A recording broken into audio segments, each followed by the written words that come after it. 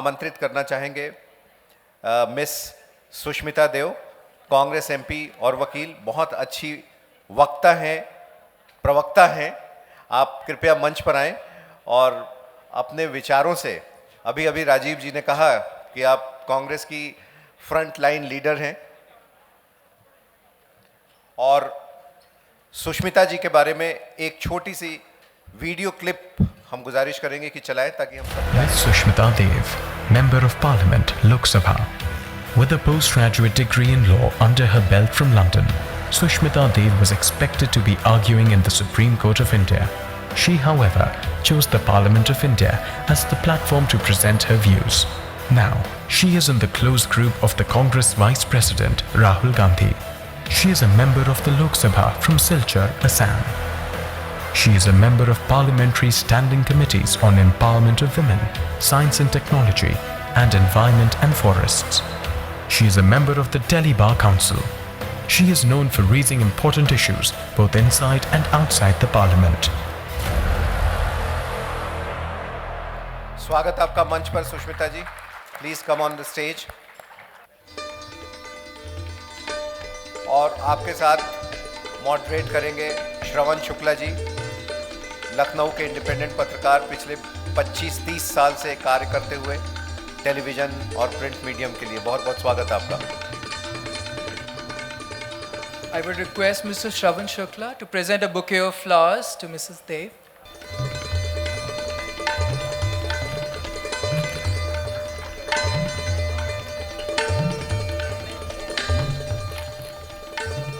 I think Sushmita ji will first say a few words and then we will have the moderation session. सबसे पहले तो मुझे बहुत खुशी है, मुश्किल सवाल आप लोगों ने राजीव शुक्ला जी से पूछ लिया। शायद मेरा सेशन उस सेशन से आसान रहेगा। मुझे खुशी है कि आज यूथ कॉन्क्लेव में मैं पहली महिला हूँ इस सेशन में। पूनम महाजन जी शायद आ नहीं पाए। And I actually have been given a very interesting topic, which is politics and equality vistas. 50% लोग भारतवर्ष में हम जानते हैं कि महिला है, but equality, I will say, it's not just a legal concept, it's actually a social concept, and it cannot be achieved either in politics or in any other field in a nation unless we as a society translate that law, that legislation, that right into a reality. मैं कहूँगी कि हमारे देश में ऐसा इतने कानून हैं समानता के लिए, महिलाओं के क्षेत्र में हो, मैं कहूँगी, या शेड्यूल कास्ट, शेड्यूल ट्राइब के क्षेत्र में हो, पर अगर देखा जाए, अगर डेटा देखा जाए कि लोकसभा में आज की डेट पे सिर्फ 11% महिलाएं हैं और राज्यसभा में 10.6% वीमेंस रिप्रेजेंटेशन है। तो सवाल ये उठता है कि जब 74th और 73rd अमेंडमेंट राजीव जी लेके आए थे और पंचायत में रिजर्वेशन हुआ था 33% का, कई राज्यों में 50% भी है, उसके बावजूद आज इतने सालों में हम देख पा रहे हैं कि पार्लियामेंट हो या असेंबली हो कि महिलाओं का रिप्रेजेंटेशन इस तरह से नहीं बढ़ पाया है जैसे बढ़ना चाहिए था। It is a nuanced question, ये बहुत मुश्किल सवाल है। I remember that doctor Ambedkar when he was delivering a speech in the Constituent Assembly, I think it was on 25th of November, he said a very important thing which I wrote down because it actually explains that why is it that despite so many laws, so many legislations, so many policies, whether it's in budgeting, whether it's in the field of criminal law or civil law, despite all this, we have not been able to see our political society or our politics shift to ensure that equality. And after I read this, I think it will put things in perspective, because this is a speech he delivered on 25th of November 1949 in the Constituent Assembly. And actually, this speech is very well known because he actually gave 3 warnings. चेतावनी की तरफ से doctor Ambedkar ने ये बात कही थी equality, समानता के बारे में. 1949 में जो उन्होंने कहा था, मैं कहूँगी कि आज 2017 में भी उस भाषण का I'll say it is still relevant till today. So I'll just read it very briefly. He said, on the 26th of January 1950, we are going to enter into a life of contradictions. In politics, we will have equality. In social and economic life, we will have inequality. In politics, we will be recognizing the principle of one man, one vote, and one vote, one value.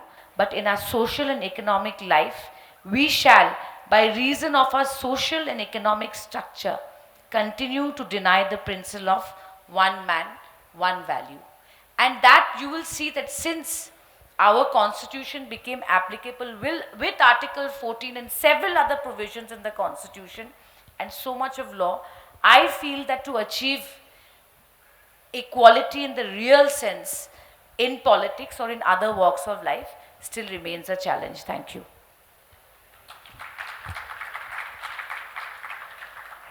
Sushmita जी, जैसा अभी आपने अपनी speech में भी कहा, 2017 तक काफ़ी चीज़ें चेंज हुई हैं और काफ़ी उसके रिजल्ट्स भी मिल रहे हैं, बहुत सारे उसके पॉजिटिव रिजल्ट्स आए हैं.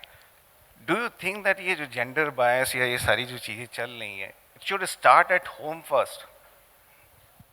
आई think you are absolutely right. क्योंकि मैं एक छोटा सा उदाहरण लेती हूँ कि निर्भया कांड जो हुआ था दिल्ली में, बहुत बड़ा मुद्दा था. बहुत सालों बाद मैंने देखा कि देश में किसी मुद्दे के ऊपर इतने युवा लोग सबने मिलकर वो आंदोलन किया और उसके बाद हमने अपने कानून में बहुत सारे हम संशोधन लाए. whether it is rape law, whether it is acid attack, whether it is all gender bias crime. और इतने सारे अमेंडमेंट्स के बाद भी अगर आज देखा जाए तो पिछले कुछ वर्षों में, मतलब निर्भया कांड के बाद भी कितना परिवर्तन हुआ है. हमने देखा है हाल ही में उबर कैब के साथ जो घटना घटी है, तो सवाल ये उठता है कि ये परिवर्तन कब आएगा. मेरी जो थिंकिंग है, आप बिल्कुल सही बोल रहे हैं कि सिर्फ कानून का हाथ पकड़ के हम ये परिवर्तन नहीं ला सकते. ये परिवर्तन, इस जो सोच की परिवर्तन है वो मैं कहूँगी कि हर परिवार में, हर घर से शुरू होना चाहिए, वरना सिर्फ कानून का हाथ पकड़ के हम समाज की सोच को बिल्कुल भी नहीं बदल सकते. आपने ये बिल्कुल ठीक कहा कि घर से ही ये परिवर्तन शुरू होगा, लेकिन आज भी वो टैबूज हैं. वो आज भी एक भाई या एक बाप मेंस्ट्रुएशन के बारे में बात नहीं करेगा, सैनिटरी पैड्स के बारे में बात नहीं करेगा, ना उसको वो लाने की कोशिश करता है. सो ये टैबूज ना लॉ बनाने से जाएंगे ना उससे जाएंगे. तो क्या स्टेप्स लेना चाहिए? क्या आप यहाँ के यंगस्टर्स जितने बैठे हैं या और भी पेरेंट्स लोग हैं, इस तरह के किस तरह का होना चाहिए? देखिए, जो समस्या है उसको हम कहते हैं कि हमारे देश में, सिर्फ हमारे देश में नहीं है, विदेश में भी है, वेस्ट में भी है, कि पैदा होते ही हमारा समाज ये कहता है कि अगर आप औरत हैं या लड़की हैं तो आपका काम ये है, और अगर आप पुरुष हैं या बेटे हैं तो आपका काम ये है. मैं एक छोटा उदाहरण देती हूँ कि अगर टायर पंक्चर होता है तो हम उम्मीद करते हैं कि हमारा बेटा या हमारा भाई या हमारे पिताजी जाके वो टायर बदलेंगे. और अगर मैं कहूँगी कि किचन का कोई प्रॉब्लम हो या हाउस होल्ड का कोई प्रॉब्लम हो तो हम यही उम्मीद करते हैं कि घर की जो महिला है वो आगे बढ़ के उस समस्या का समाधान करेगी, जिसको हम जेंडर रोल्स बोलते हैं. जब तक इस जेंडर रोल्स में परिवर्तन नहीं हम ला सकेंगे, मेरे हिसाब से जिस टैबू की बात आप कर रहे हैं, आप मेंस्ट्रुएशन की बात कीजिए या सैनिटरी नैपकिन्स की बात कीजिए, मैंने हाल ही में एक सिग्नेचर कैंपेन किया है और उस सिग्नेचर कैंपेन में पहला जो सेंटेंस है वो यही है कि many of you will feel awkward to even read this, and especially our male counterparts, because हमको एक ढांचे में डाल दिया है कि महिला का काम ये है और पुरुष का काम ये है. पर मैं ये भी कहूँगी कि सिर्फ नेगेटिव को देखने से नहीं होगा. क्योंकि हमारे देश में प्रधानमंत्री हो, राष्ट्रपति हो, यू नो, डिफरेंट फील्ड्स में हमने देखा है कि महिलाओं ने वो रोल प्ले किया है जो हम कभी उम्मीद नहीं कर सकते थे 25 साल पहले या 50 साल पहले। सो मैं ये नहीं कहूँगी कि सब कुछ ही नेगेटिव है, बट द फैक्ट इज अगर परिवर्तन करना है तो हम महिलाओं से क्या उम्मीद रखते हैं, समाज में वो क्या रोल प्ले करेंगे, और हम पुरुष से समाज में क्या उम्मीद रखते हैं, क्या रोल प्ले करेंगे, जब तक उस सोच में हम परिवर्तन नहीं लाएंगे, मैं समझती हूँ कि वो स्ट्रगल चलता ही रहेगा। ये सैनिटरी नैपकिन वाला जो आपने अभी अपना पिटीशन लॉन्च किया, हमें समय ऑडियंस हमारे ये जानना चाहेगा कि कितने लोगों ने उसमें पार्टिसिपेट किया? शुरू में मैं कहूँगी कि मैंने सिर्फ फाइनेंस मिनिस्टर को चिट्ठी लिखी थी, और मैं ये कहूँगी कि ये जो इशू है ये अकेले इसका क्रेडिट मैं नहीं ले सकती, क्योंकि अगर आप इसको रिसर्च करेंगे दैट सैनिटरी टॉवल्स को एक्सेसिबल करने के लिए उनका जो प्राइसिंग है वो एक्चुअली एक जिससे मुझे उत्साह मिला, there someone called the Padman who is based in South India, and it is he who proved that the actual cost of a sanitary towel is probably 1 rupee or so. Right. But look at the cost of a sanitary pad when it comes to the market. Today it is, ये बोलना बहुत आसान है, महिलाओं को हर क्षेत्र में आगे आना चाहिए, पर अगर उनको सही माने में आगे लाना है तो मैं कहूँगी कि शहर से ज़्यादा आपको रूरल में जोर देना है। और अगर हम रूरल में महिलाओं का जो रोल है उसको अगर हम स्टडी करें तो हम देखेंगे कि एजुकेशन सिस्टम में लड़कियां कम आती हैं। उसके बहुत सारे रीजंस हैं, तो वो बहुत सारे रीजन जो समाज से जुड़े हुए हैं उनमें शायद मैं अकेले इतना बड़ा परिवर्तन नहीं ला सकती, मेरे क्षेत्र से बाहर जाके या मेरे क्षेत्र के अंदर भी। पर मैंने सोचा कि सरकार कानून बनाने के अलावा अगर हम फिस्कल पॉलिसी के माध्यम से ये छोटा सा काम कर सके कि सैनिटरी टॉवल्स को अगर हम एक्सेसिबल और अफोर्डेबल कर सके, क्योंकि ये एक कारण है कि क्यों कम उम्र की लड़कियां महीने में 4 दिन हो, 5 दिन हो या 7 दिन हो, वो स्कूल जाने से डरती हैं। आप देखेंगे कि टॉयलेट्स का भी बहुत महत्वपूर्ण रोल रहता है एजुकेशन सिस्टम में। आपने देखा है कि इस सरकार में हो, इसकी पहली सरकार there was Nirmal Bharat, now there is Swachh Bharat. सो उसी तरह मैंने सोचा कि जीएसटी होने जा रहा है, इट्स अ हिस्टोरिकल थिंग जो जीएसटी होने जा रहा है, 1 नेशन 1 टैक्स। तो यही मौका है कि पहले अलग अलग राज्यों में ये था, हरियाणा में है, ये गोवा में है, ये पौंडीचेरी में है, तो क्यों ना भारत सरकार की तरफ से अगर एक ये यूनिफॉर्म टैक्स रिफॉर्म हो सकता है, मेरे हिसाब से बहुत अच्छा रहेगा। पर सिर्फ टैक्स कम करने से नहीं होगा, मैं कहूँगी कि इनका प्रोडक्शन भी हमको देखना चाहिए, जैसे पैडमैन ने रिसर्च किया हुआ है और बना के दिखाया है कि कम पैसे में बन सकता है। So it's a very small effort, I hope it works.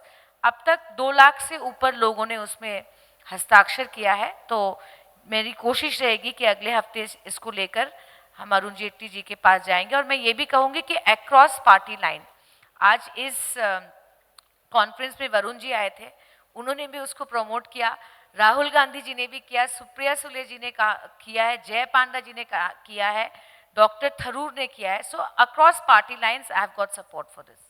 So does this mean that are we socially now ready for women to be given greater role in politics? Because not many women are still coming to the politics, because the changes will come from them, because this crowd is looking for leadership, and the leadership is not coming particularly to the rural women. I think the last survey that was done in 2006-07 estimated amount of women panchayats in this country was 10 lakhs and 80,000, I think, sarpanch, like they call it.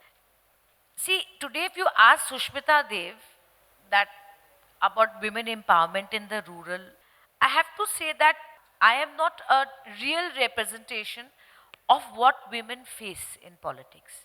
Because my father was in politics, my mother was in politics, my grandfather was in politics.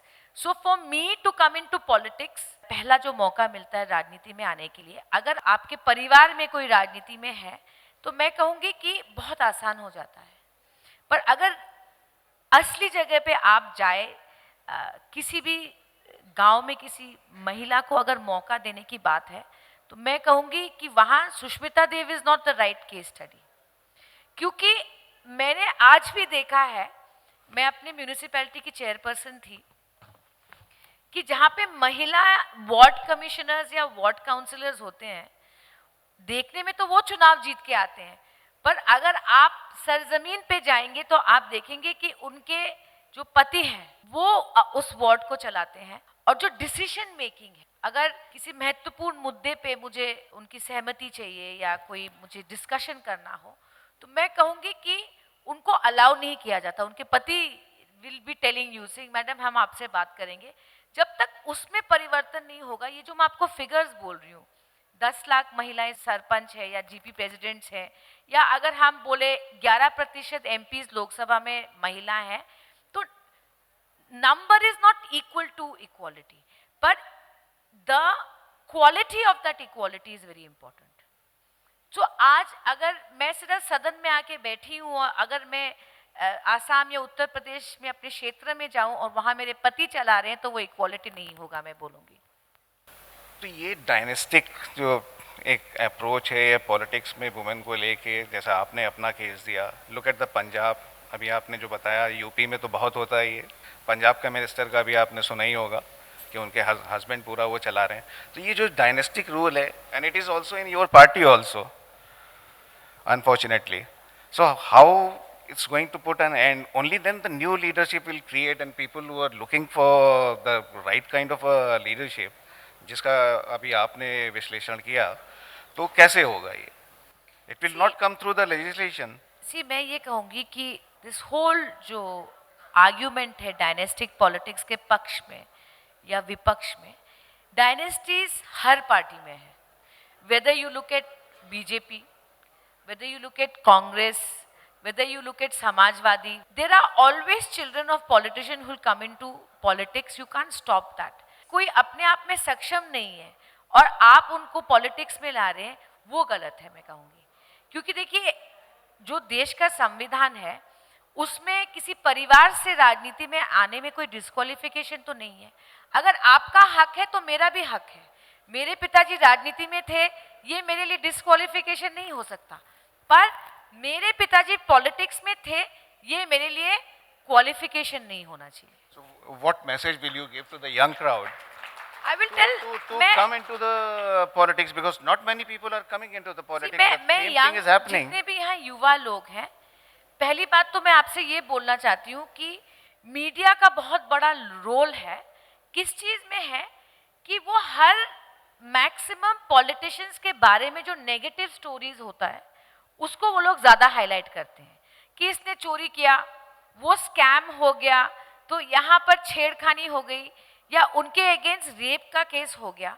पर मैं ये कहूँगी कि आप लोग सदन में ज़्यादा आइए, लोकसभा में आइए, और ऐसे जो यूथ कॉन्क्लेव आप कर रहे हैं ऐसे ज़्यादा होना चाहिए। क्योंकि मेरा विश्वास कीजिए, जो हर व्यक्ति जो राजनीति में होता है वो चोर, गुंडा, रेपिस्ट या डायनेस्ट नहीं होता है। मैं कहूँगी, मैं खुद जब लोकसभा में गई और मैंने देखा, चाहे कोई मलयाली में बोले, चाहे कोई हिंदी में बोले, चाहे कोई हरियाणी में बोले, चाहे कोई पंजाब में बोले, मेरा जो पर्सनल तजुर्बा रहा है पार्लियामेंट के अंदर, 90% of the politicians they know their subject, they speak well and they actually believe in serving the nation.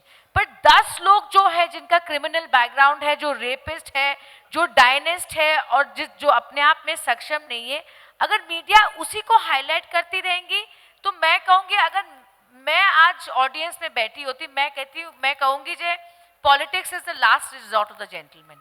तो ये परसेप्शन बदलने में मीडिया का भी मैं कहूँगी सहयोग हमें चाहिए। Do you think that the women reservation bill will help in this direction, in taking out these young crowds to the parliament, and will your party support? Well, since you are asking about my party, I have to say that it is our party who had first introduced this bill. पर आपने देखा कि उसका reaction क्या था सदन में, bill को फाड़ दिया गया, बहुत ड्रामा हुआ सदन में। तो बिल्कुल रिजर्वेशन होना चाहिए, पर this is the last question I am guessing, but एक चीज मैं कहना चाहती हूँ कि अगर आप पॉलिटिकल हिस्ट्री पढ़ेंगे और जब कॉन्स्टिट्यूएंट असेंबली में जब डिबेट हो रहा था कॉन्स्टिट्यूशन के ऊपर, do you know that constituent assembly में जो 15 महिला थे, 15 women were a member of they opposed women's reservation. आप समझ रहे, अपोज किया, क्यों किया? अगर आप मुझे 33% रिजर्वेशन देते हैं सदन में, तो मैं उनका सोचना था कि इसका मतलब 33 से जब वो नंबर क्रॉस करेगा उसके बाद महिला खड़ी नहीं हो सकती। तो आप मुझे 33% में रिस्ट्रिक्ट करते हैं, तो इसका एक नेगेटिव भी होता है रिजर्वेशन में, और मैं जनरल सीट पे नहीं खड़ी हो सकती। सो देयर इज इसका रिजर्वेशन जरूरी है, पर उसको इस तरह से लाया जाए कि वो महिलाओं के लिए हैंडीकैप नहीं होना चाहिए, वो हमारे लिए एम्पावरमेंट का एक साधन होना चाहिए। ऐसा ना हो कि ये सीट 15 साल रिजर्व है, चाहे इसमें कोई सक्षम हो या ना हो महिला देना है, उसमें पुरुषों को भी इतराज रहेगा, वैसा रिजर्वेशन नहीं होना चाहिए। When are you going to bring in Priyanka into full-fledged politics? ये इसका जवाब मैं तो नहीं दे सकती, क्योंकि मेरे कहने से Each time elections are held in UP, she will just come, go to Amethi or one or two more places. That's it. No, since the issue is of women, since the issue is of the girls, how you are going? Again, it's going to be promoting the dynastic this thing. See, incidentally, I was in the screening committee for Uttar Pradesh, and I can't say that I worked directly with Priyanka ji, but yes, I had some idea of the way she worked in UP, and we would definitely like to see her playing a bigger role, because she comes across as a capable woman and as someone who understands politics. But when she will come and in what manner she will come must be her decision, because today someone can't force me to do something unless I want to do it. और politics देखिए full time job है और 24/7 काम करना पड़ता है, तो इच्छा से, अपनी इच्छा से ही आना चाहिए राजनीति में। क्रिया मैसेज एक तरीके से बिल्कुल स्पष्ट है, और बहुत बढ़िया कहा सुष्मिता जी ने कि हर पॉलिटिशियन जो होता है वो चोर नहीं होता है, ऐसा बिल्कुल ठीक है। लेकिन मैं साथ में ये भी ऐड करना चाहूँगा कि कांग्रेस में भी हर पॉलिटिशियन या हर एमपी सुष्मिता देव नहीं हैं। आपकी जो अटेंडेंस है, आपकी जो प्रेजेंस है, आपने जितने सवाल पूछे हैं, आपके लीडर ने माफ़ कीजिएगा उतने सवाल नहीं पूछे हैं, और उनकी उपस्थिति भी आपसे काफ़ी कम रही है लोकसभा में। ये मैं नहीं कह रहा हूँ, ये लोकसभा का रिकॉर्ड बताता है, अटेंडेंस रिकॉर्ड। आपने कहा कि सारे पॉलिटिशियंस एक जैसे नहीं होते, सुनकर अच्छा लगा। मैम, क्वेश्चन ये है कि जब भी किसी चीज़ का हम सोसाइटी में एक बड़ा चेंज एक्सपेक्ट करते हैं, तो सबसे पहले हम ग्राउंड लेवल पे जाकर टेक्स्ट बुक में उसको ऐड करते हैं, जैसे वुमेन एम्पावरमेंट, खेल हो गया, महिला सशक्तिकरण। लेकिन ऐसा क्यों नहीं है कि LGBT को लेकर हमने कोई चैप्टर अभी तक ऐड किया है, या फिर उसके बारे में हमने प्लानिंग की है कम से कम कि हम कोई चैप्टर ऐड करेंगे, ताकि हम बेसिक लेवल पर जाकर एक्सपेक्ट करें कि कोई एक चेंज होगा। सोसाइटी सडनली चेंज हो जाएगी वो हम नहीं बोल रहे हैं, पर प्लानिंग के लेवल पे या फिर ऐड करने के लेवल पे ये प्लान है या नहीं है, और अगर नहीं है तो कब तक हो सकता है? I think that's an excellent question and a very important matter you've brought up. I completely agree with you कि अगर परिवर्तन लाना है तो education सबसे powerful साधन होता है. So whether it comes to transgenders, whether it comes to LGBT, whether it comes to respecting women, education is the strongest tool. And I will say that what is your name? आपका क्या नाम है? प्रीति। तो प्रीति, मैं आपको सिर्फ एक छोटा सा वादा कर सकती हूँ। आज आपने कहा कि सदन में मेरा परफॉर्मेंस बहुत अच्छा है, मैं आपका ये सुझाव सदन में जरूर उठाऊंगी कि इसमें एक चैप्टर होना चाहिए एजुकेशन में। Thank you so much. I'm Rajendra Kumar. My question is, we talked about women bill. We talked also about this Nirbhaya case. So my question is this: when this women bill was, it was tabled in Parliament, there was a politician. I don't want to name that politician. He said कि जिनको देख के सीटी बजाते हैं अब वही politics में आएंगी. The same politician also said लड़के हैं rape हो जाता है उसकी वजह से क्या करें? Everyone knows which politician I am talking about. But still, you went for collaboration in UP politics. Don't you think that, ma'am, that was a very wrong signal in society? That those politicians who have that insensitivity towards women and you are collaborating with them. सी आपका सवाल बहुत ही अच्छा है, क्योंकि अभी अभी उसी राज्य के जो मुख्यमंत्री बने हैं उनका क्या वक्तव्य है महिला पे, वो आज यूपी के चीफ मिनिस्टर हैं, मैं उनका अपमान नहीं करूंगी. So I agree with you that today जो पुरुष पार्लियामेंट में है, कई ऐसे उदाहरण हैं जो सेक्सिस्ट रिमार्क्स होता है कि बॉयज विल बी बॉयज, और आपने बिल का उदाहरण दिया कि उसको फाड़ दिया गया था सदन में, जो मैंने कहा.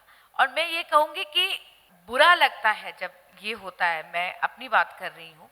काश हम इसको एलिमिनेट कर सकते, पर जैसे मैंने कहा कि हर रोज़ जब मैं सदन में जाती हूँ मैं अपने आप को पॉजिटिवली कहती हूँ कि वो कुछ लोग हैं जो अपमानजनक बातें कहते हैं, चाहे कोई भी हो, पर मैं हमेशा कोशिश करती हूँ कि उन कोलीग्स की तरफ देखूँ जिनसे हमको सम्मान मिला है. और मैं आपको एक एश्योरेंस दे सकती हूँ, मेरा विश्वास करें, वही मीडिया वाली बात हो गई कि सदन के अंदर 90% जो पुरुष पॉलिटिशियंस हैं उन्होंने मेरे साथ हमेशा इज्जत से बर्ताव किया है, और उनका बहुत बड़ा रोल रहा है मेरा उत्साह बढ़ाने के लिए सदन के अंदर.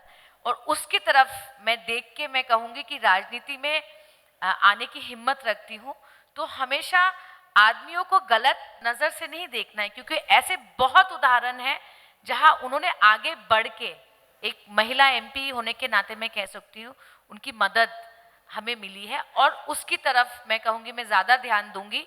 और कुछ there are always some bad apples in every party, but I had rather have an optimistic view. बहुत बहुत शुक्रिया सुष्मिता देव जी. यूथ कॉन्क्लेव की तरफ से आपका विशेष तौर पर बहुत बहुत धन्यवाद, क्योंकि आपने एक प्रीति जिन्होंने सवाल पूछा उसको ज़रूर ये कहा कि पार्लियामेंट में आप इस क्वेश्चन को उठाएंगी, इसके लिए विशेष रूप से कॉन्क्लेव की तरफ से आपका धन्यवाद. And Rahul, I think like to I invite Shri Lokesh Ranjan, CEO, Certain Nation. So I would request you to present a memento to the Honorable MP. I also invite Mr. Alok Gupta, Director, Graphic Arts, to present a token of honor. Along with him, I request Mr. Vishal Nigam, Director, Wire Info Systems. बहुत ही शानदार session रहा MP साहिबा का.